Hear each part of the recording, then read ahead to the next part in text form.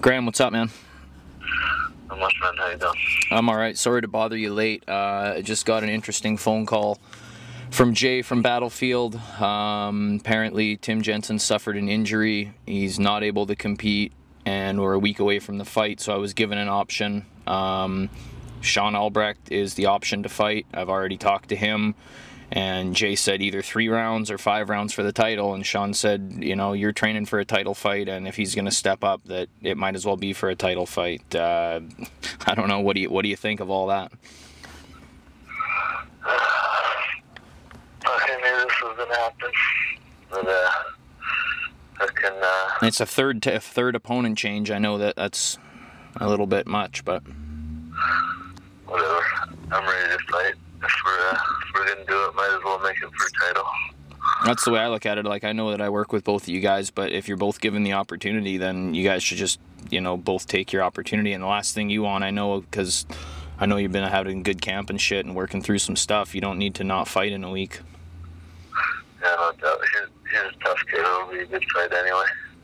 I guess there was an injury or whatever, so, I mean, that was the offer from Jay, or they were going to offer you somebody else, but the other name that they gave just wasn't up to the caliber to get that fight. So, I mean, honestly, from, you know, for looking out for your angle, I'd say this is the best scenario for it if you still want to fight next week. Yeah, I definitely want to fight, so that sounds good to me. Okay, I'm going to call Jay and make it official. We'll probably release something tomorrow, but, you know, you're still fighting, but, you know, another opponent change. I'm sure that this one will stick, though. All right, well, we'll see. All right, Graham, I'll talk to you soon, buddy. All right, man. Take it easy. Hello? Hey, Jay, what's going on? Not much, man. Okay, so I've contacted both of them. Spencer accepted the fight, and Shawn said the only way he'll accept the fight is if it is for 5 rounds for the title. He's not interested in a non-title fight. Okay, he's going to be good for 5 rounds. Is he going to be okay? Yeah, you know what, man? He was down doing the De La Riva seminar recently. I know he's been working really hard, and I think that, you know, if he is going to step in on the week's notice, it makes the most sense to do the 5 rounds. And on Graham's end, he doesn't want to obviously lose the fight. He wants to fight for the title and have the opportunity to showcase himself. So, you know, from both sides, man, it makes sense, and I'm supporting both of them in the decision. Okay. So I'll draft up Shawn's new contract, and I'll get it to you within the hour, look it over, and then we'll go over it. Sounds good, man. Yeah, whatever. I'm glad we were able to save it and make it happen. I appreciate it. Okay, buddy. Thanks a lot. Thanks, Jay. Much like his new opponent, it's an early start in the home of West Coast Brazilian Jiu-Jitsu and mixed martial arts head coach Shawn Albrecht. Before heading to the first class of the day, he gets his dog Albie out for a walk, catches up on some emails, and of course, some quick Facebook time.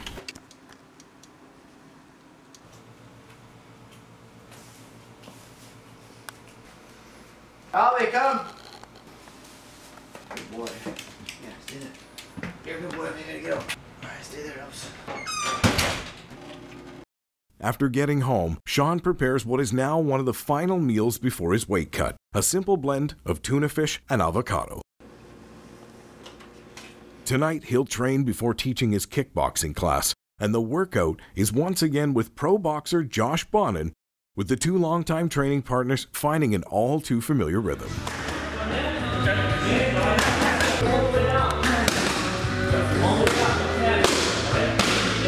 The thing is about Shawn is he trains so hard all the time. He's always in shape. You know, Shawn and I are here mornings, nights, all the time, always training, always doing conditioning, always running.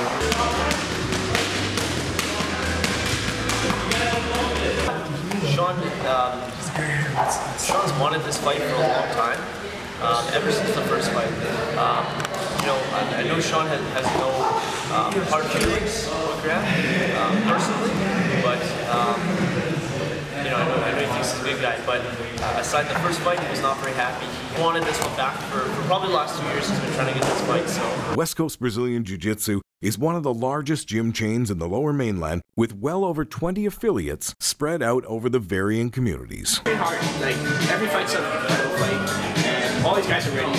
We're ready for 5 rounds all the time. Every time we're hitting that or something like that, it's always 5 fives, you know, you're training hard, working hard. You know, both his knees are doing okay. He had some surgery before he fought Bruno. But now it's Shawn's time. I don't know, man. I guess we're doing something right, and we train hard, and you know what? Hard work pays off. His training for the night is done, as is his class. The mats are mopped up, and another day in head coach Albrecht is in the books. 5-1 featherweight Daniel Swain also makes an appearance on this card, and after a dominating performance on January 21st, he had some interesting news come about. Hey Rumble, how's it going, man? Good, man. How about you? I'm doing good. Word has it that Daniel Swain made a pretty nice impression there last weekend in Montana. Yeah, man. Dude caught my attention, and he has a lot of potential. You know what I mean? I think the kid's gonna go really far in the sport. You know, keep his head right. So I invited him to come down and train with the Brazilians. Okay, that's what's up, man. Well, he's got a fight coming up here in just a couple of weeks in Vernon BC, but hey, I'm 100% to have him come down. I guess we can work all that out and get him. You're Boca Raton, Florida, right? Yeah.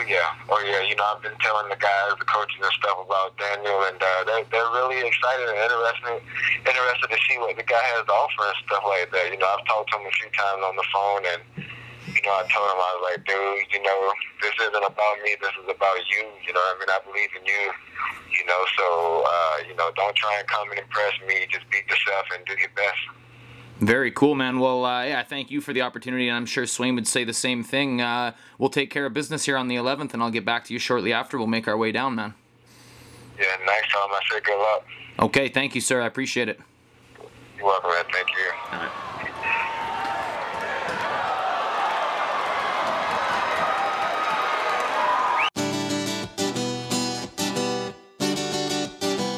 It's early Friday, and the fighters start to arrive in Vernon, including Echelon's Daniel Swain. I'm sorry, baby. Please don't Pop the trunk. I got a lot of problems and a little bit of hope, but it ain't my time to go. I'm sorry, baby. Please don't call 50. I got a lot of problems and a little bit of hope, but it ain't my. Darcy brings the guys their fight shorts and has a quick word before weigh-ins. Imagine living in your After my first loss out in Castlegar, BC, I took a fight on short notice and jumped up a weight class, just bit off a little more than I could chew, and Brad Causey. So I went home, got resituated with my life, figured everything out, and refocused everything, and now I know where I want to go, and now I'm putting everything towards it again.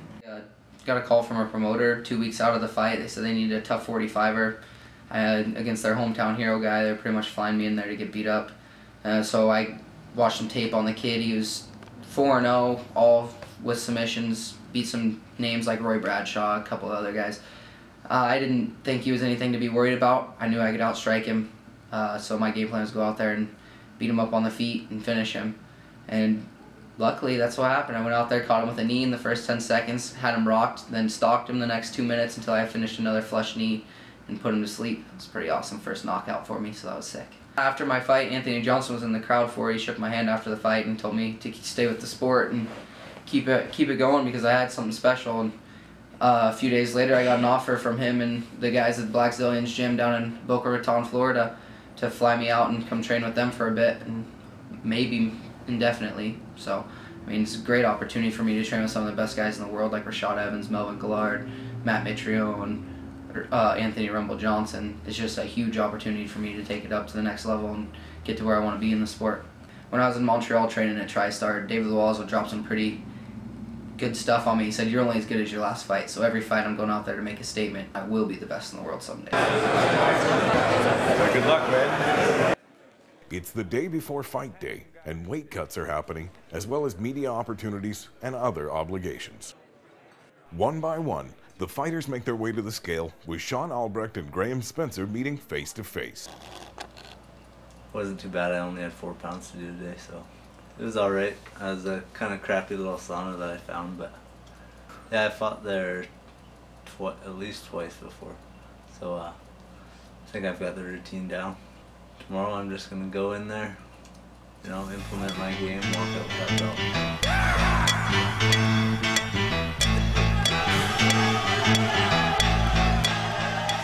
Working all day. 3.5 pounds over. I jumped in the sauna. I felt like I was sweating really good, but I was with Shawn. He was cutting too. So we just didn't check our weight, and I just and kept going back in and just dropping weight as fast as I could. I'm gonna have some Pedialyte, little snack to that, some Boost. At the pool, I saw a few people recognize me and give second looks, like that's the guy that's about to go fight our buddy, but whatever. It's good, man. How you doing? Little trip to the Philippines again. Now I'm back, training hard.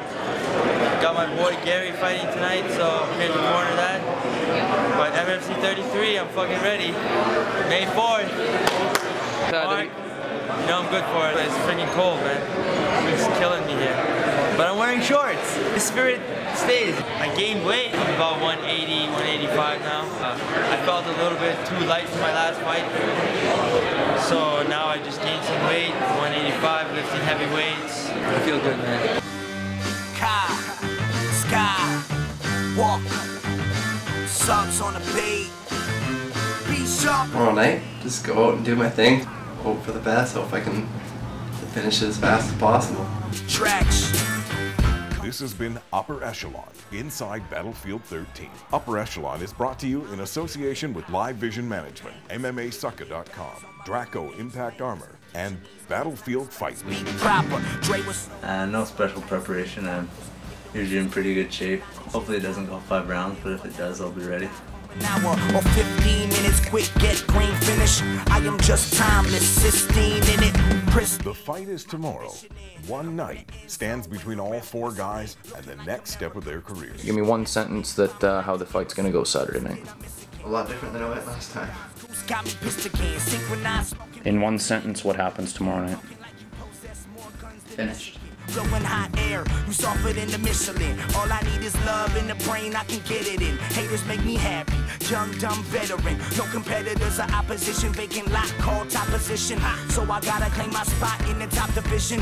I'm the voice of a new generation. You could call this a political demonstration. Bubba Kush calls literal animation. Spike Lee and Bruce Lee with nice trees and sushi. Jump out the frame, kick 5 teeth, 2 feet. That's some Anderson Silver shit, ooh wee. I put the words together like Jeezy. Dress like Yeezy, don't eat pork, that's greasy. Be sharp, not sleazy. Oh my goodness, bars got easy. I turned 21, I can kill them legally. I heard your shit.